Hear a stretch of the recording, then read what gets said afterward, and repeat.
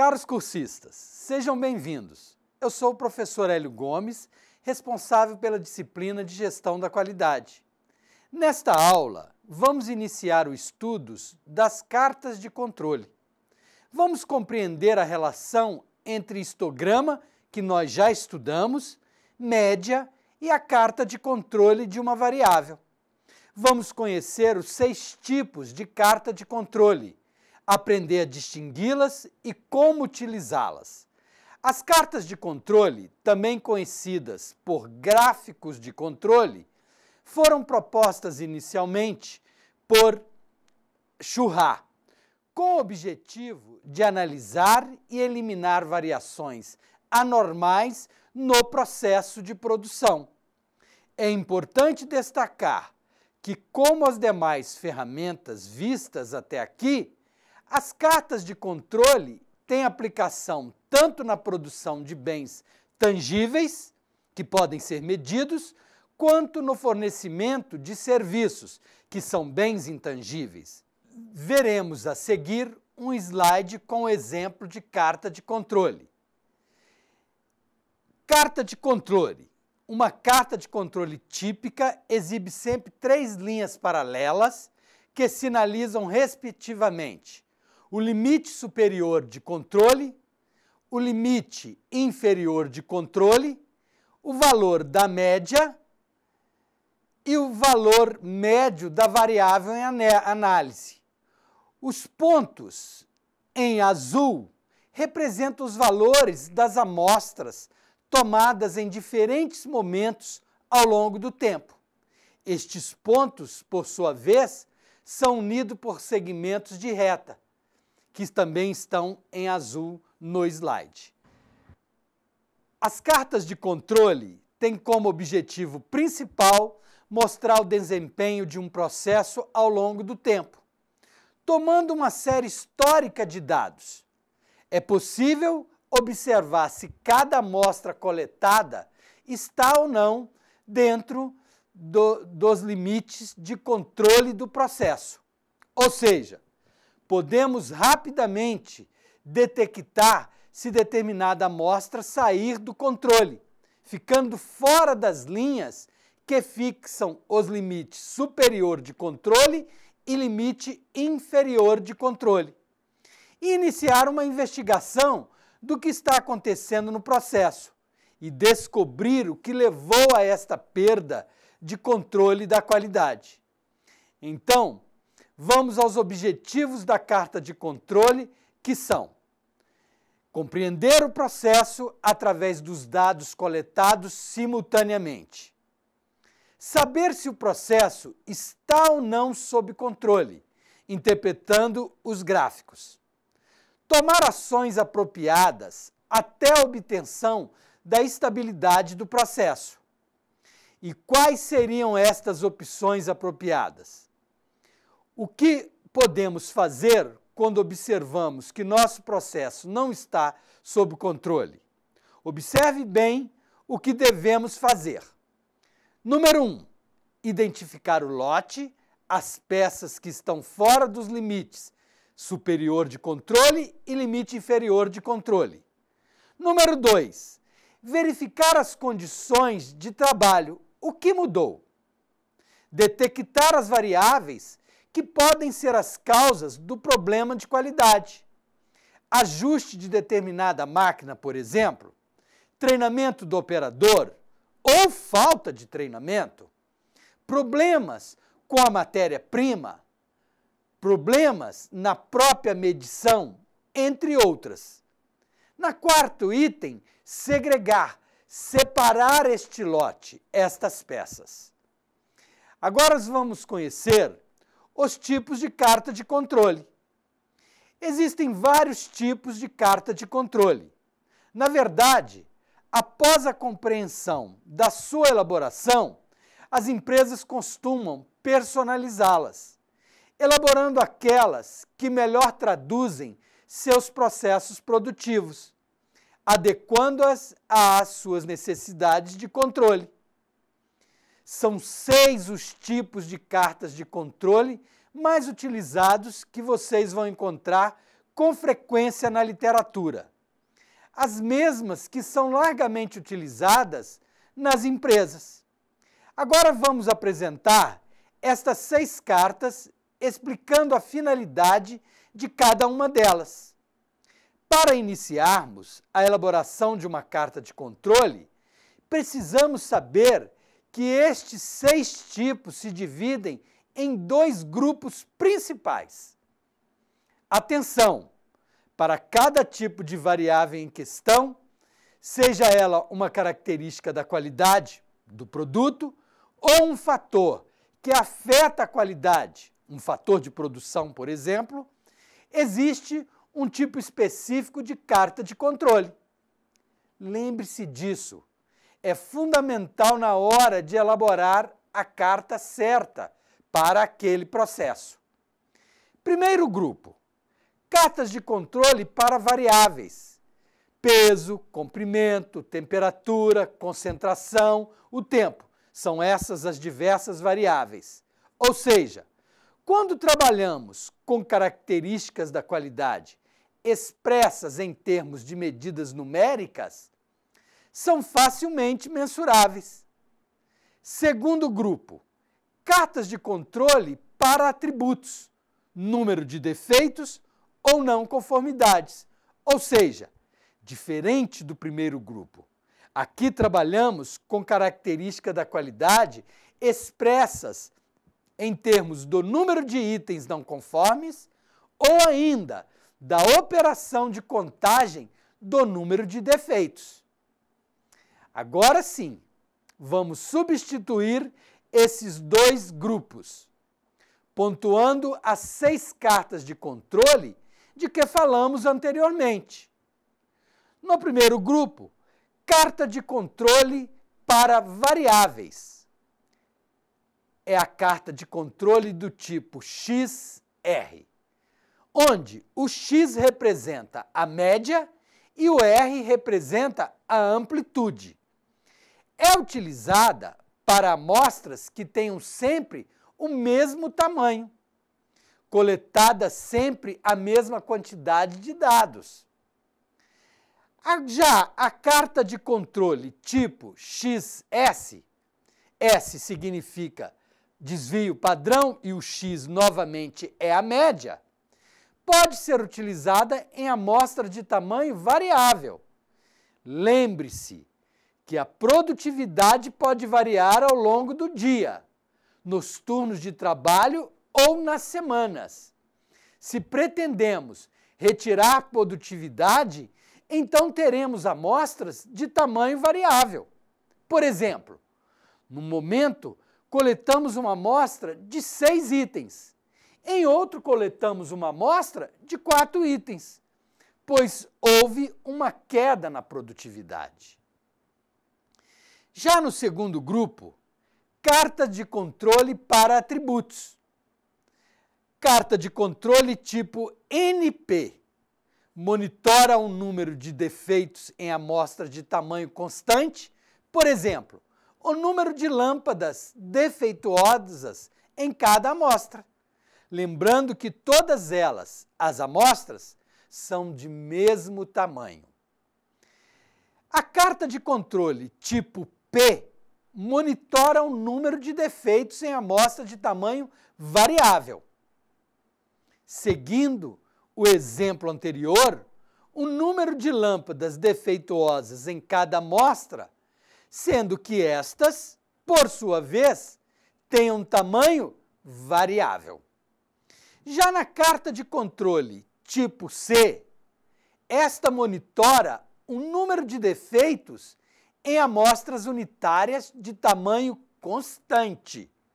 Esta carta é utilizada para produtos complexos, como um carro ou uma geladeira. Nestes casos, muitas vezes, retiramos um único produto como amostra e avaliamos uma série de possíveis defeitos que possa apresentar. Por se tratarem de produtos com centenas, às vezes milhares de componentes, existem muitas possibilidades de ocorrerem defeitos de natureza distintas. Por isso, são consideradas amostras unitárias de tamanho constante. Já na carta de controle tipo U, monitora o número de defeitos em amostras unitárias de tamanho variável. Aqui também são consideradas amostras unitárias, mas, ao contrário da carta anterior tipo C, temos amostra de tamanho variável. Pense em um rolo de tecido. Podemos ter diferentes tipos de defeitos na estampa, na cor, furos, etc. E ainda, o tamanho de um rolo de tecido pode variar de acordo com o ajuste de uma máquina, com a redução do número de funcionários de um turno para outro. Outros exemplos seriam uma bobina de papel, um tanque com produto químico. Então, conhecemos a última ferramenta da qualidade que nos faltava, as cartas de controle. Conhecemos seu objetivo principal, os 6 tipos de cartas mais utilizadas e como se dividem. Dos 6 tipos de cartas de controle que vimos anteriormente, 2 delas são as mais utilizadas. A carta de controle tipo X/R é a das médias e amplitudes. E a carta de controle do tipo NP, que monitora o número de defeito em amostras de tamanho constante. Agora vamos aprender a construir a carta de controle tipo XR para variáveis contínuas. Segundo Sônia Vieira, 1999, a carta tipo X/R é a mais conhecida e utilizada na prática das empresas. Vamos fazer o gráfico de controle utilizando o exemplo do pacote de café. Será que todos os pacotes têm o mesmo peso especificado? Neste caso, 500 gramas? Vamos então estudar a variação. Tire uma amostra de N pacotes de café, onde N é o número de pacotes. Pese cada pacote amostrado. Calcule a média dos pesos dos pacotes. Vejamos no slide. Cálculo da média. X barra é igual somatório de X sobre N. Agora calcule a amplitude dos pesos dos pacotes. Lembra, a amplitude é representada pela letra R, onde R é o maior menos o menor valor amostrado. Então, podemos calcular a média e a amplitude das amostras. Na prática, recomendam-se 20 ou 25 amostras, com 4 ou 5 observações cada uma. É o N igual a 4 ou 5. Trace o gráfico de controle ou carta de controle. Vejamos no slide. Gráfico de controle, onde estão identificados a média, X barra, o limite superior de controle e o limite inferior de controle. E também a média das médias, que é o X barra barra.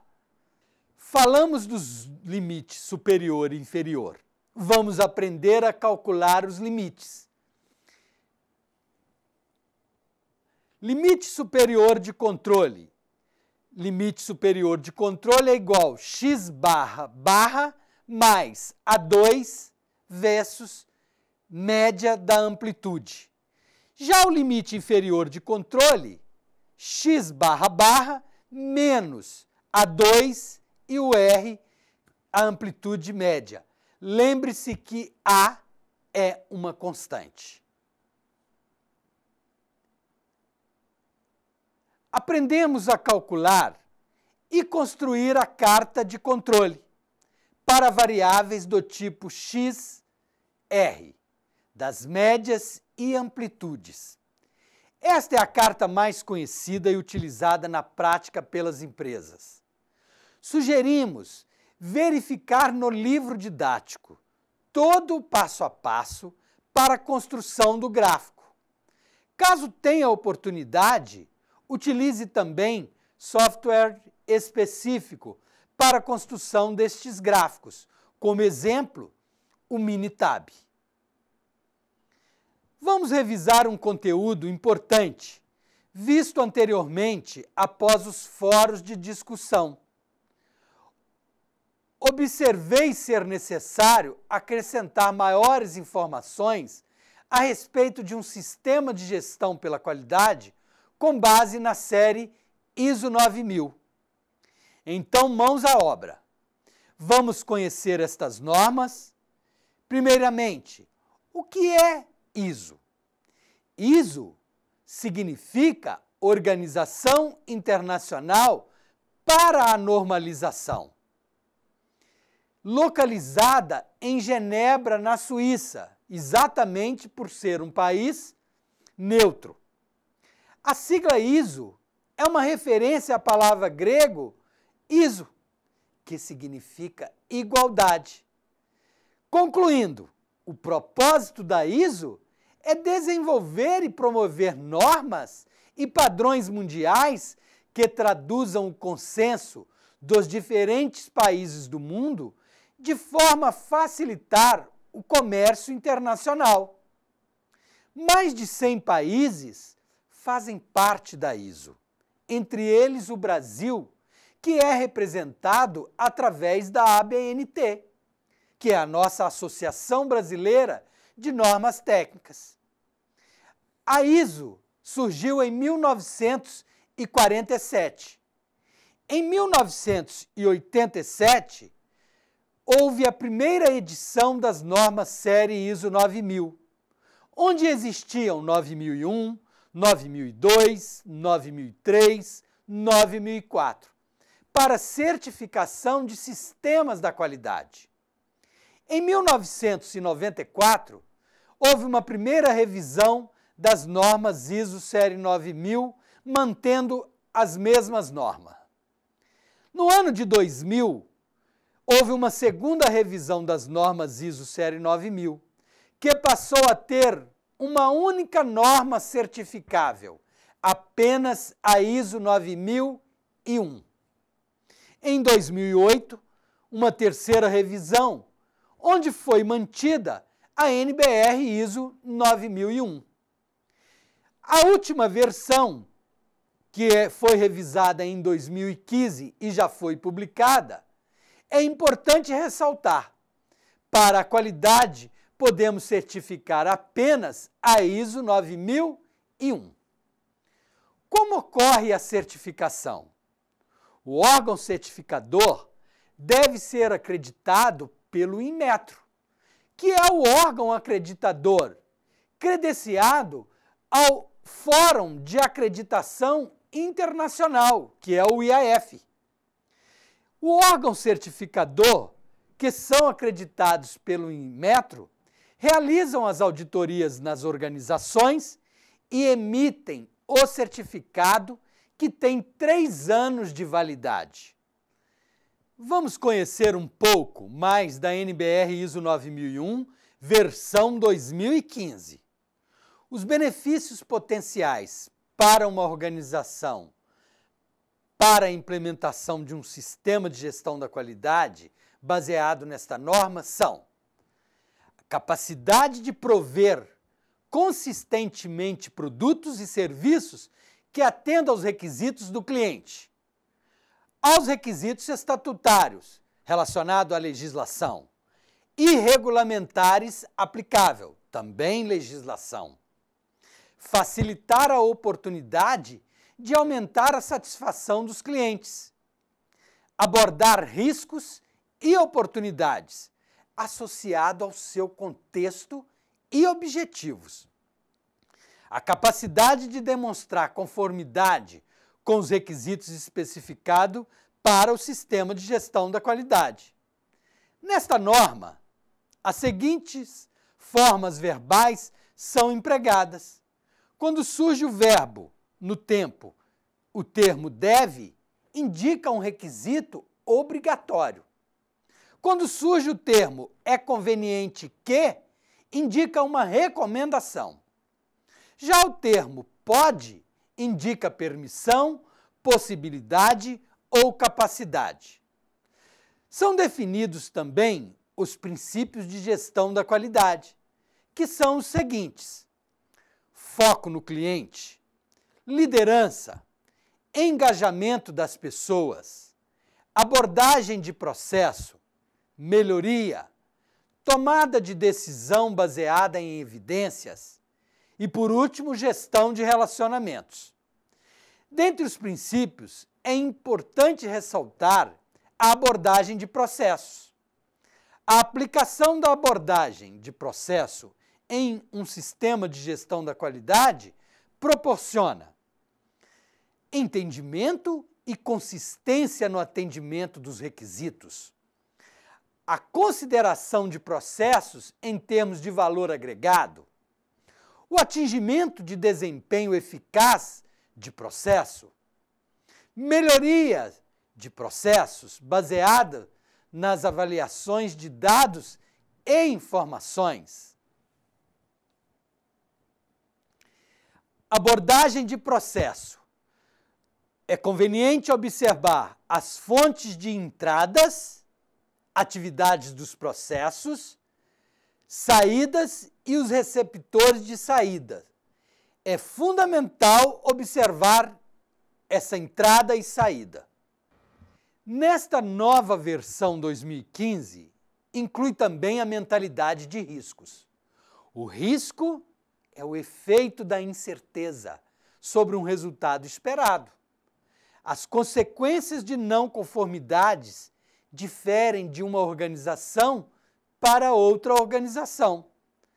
A avaliação e tratamento dos riscos depende do contexto de cada organização. Alguns riscos podem ser abordados como oportunidades. No escopo, que são as diretrizes, objetivos, são considerados.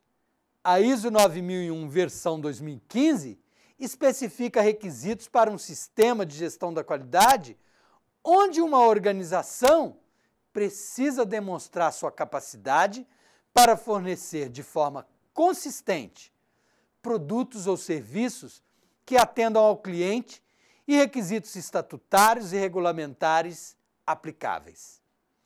Pretende aumentar a satisfação do cliente através da aplicação eficaz do sistema, incluindo processos para a melhoria do sistema e a garantia de conformidade com os requisitos estatutários e regulamentares aplicáveis. Todos os requisitos aplicáveis são utilizados em qualquer organização. Através também das referências normativas, aliás, apenas uma referência, ISO 9000-2015, que são Sistema de Gestão da Qualidade, nada mais é do que fundamentos e vocabulário de termos presentes nas normas. Outras referências úteis em anexo. O anexo A traz esclarecimento da nova estrutura, terminologia e conceitos. O anexo B contém referência ao portfólio de normas de gestão da qualidade ISO 9000. Presente também na norma, a tabela B1 exibe a relação com as cláusulas da norma ISO 9001. Na ISO 9001-2015, utiliza termos definidos na ISO 9000-2015, que são os fundamentos e vocabulário. Vamos conhecer uma síntese de cada requisito da norma. Contexto da organização visa entender a organização e seu contexto, entender as necessidades e expectativa de partes interessadas, determinar o escopo do sistema de gestão da qualidade, sistema de gestão e os seus processos. Entendendo a organização e seu contexto, que é um ambiente de negócio, através de questões internas e questões externas às organizações. A organização deve identificar, monitorar e avaliar as questões internas e externas relevantes para o objetivo estratégico e direção da organização. Questões externas a considerar, por exemplo, questões legais, tecnológicas, competitivas, questões de mercado, questões culturais, sociais e econômicas. Já as questões internas a considerar são os valores, a cultura, o conhecimento, a própria política da qualidade e desempenho da organização. Deve verificar também e entender as necessidades e expectativas de partes interessadas. A organização deve determinar os requisitos relevantes de partes interessadas e monitorar e avaliar a informação que você obtiver sobre essas partes e as suas exigências. É importante ressaltar que partes interessadas relevantes são grupos ou indivíduos que podem ter impacto ou potencialmente impactar a capacidade da organização para fornecer consistentemente produtos e serviços que atendam ao cliente e requisitos estatutários e regulamentares aplicáveis. No seu sistema de gestão da qualidade, a organização deve determinar os processos necessários e suas interações para o sistema de gestão da qualidade e sua aplicação na organização. E deve determinar as entradas requeridas e as saídas esperadas destes processos, determinar as sequências e interações desses processos, determinar e aplicar os critérios e métodos, incluindo monitoramento, medições e indicadores de desempenho relacionados aos seus processos, necessários para assegurar a operação e controles eficazes desses processos. Determinar os recursos necessários para esses processos e assegurar a sua disponibilidade. Atribuir claramente as responsabilidades e autoridades para esses processos. Abordar os riscos e oportunidades conforme determinados no item oportunidades e riscos. Avaliar esses processos e implementar quaisquer mudanças necessárias para assegurar que esses processos alcancem seus resultados pretendidos. Melhorar os processos e o sistema de gestão da qualidade. No item liderança, a alta direção deve demonstrar liderança e comprometimento em relação ao sistema de gestão da qualidade, responsabilizando-se por prestar contas pela eficácia do sistema de gestão da qualidade, assegurando que a política da qualidade e os objetivos sejam estabelecidos para o SGQ, ou seja, para o Sistema de Gestão da Qualidade, e que sejam compatíveis com o contexto e a direção estratégica da organização. Assegurando também a integração dos requisitos do Sistema da Qualidade nos processos de negócio da organização, nas suas relações com o mercado, promovendo o uso da abordagem de processo e da mentalidade de riscos. Deve-se também assegurar que os recursos necessários para o sistema de gestão da qualidade estejam disponíveis, comunicando a importância de uma gestão da qualidade eficaz e de estar conforme os requisitos do sistema de gestão da qualidade, assegurando que este sistema alcance seus resultados pretendidos, engajando, dirigindo e apoiando pessoas a contribuir para a eficácia do sistema de gestão da qualidade. Obviamente, promovendo melhorias, apoiando papéis pertinentes da gestão a demonstrar sua liderança, que se aplica às áreas sob sua responsabilidade. Já no foco do cliente, a organização deve os requisitos do cliente e os requisitos estatutários e regulamentares pertinentes sejam totalmente determinados e entendidos e, obviamente, atendidos consistentemente. Os riscos e oportunidades que possam afetar a conformidade de produtos e serviços e a capacidade de aumentar a satisfação do cliente sejam determinados e abordados. O foco no aumento da satisfação do cliente seja sempre mantido. A alta direção deve desenvolver e comunicar a política da qualidade a todas as partes interessadas envolvidas. A organização deve também planejar ações para abordar esses riscos e oportunidades, como integrar e implementar as ações nos processos de seu sistema de gestão da qualidade, avaliar a eficácia destas ações, observando objetivos da qualidade e planejamento para alcançá-los. Ao planejar como alcançar,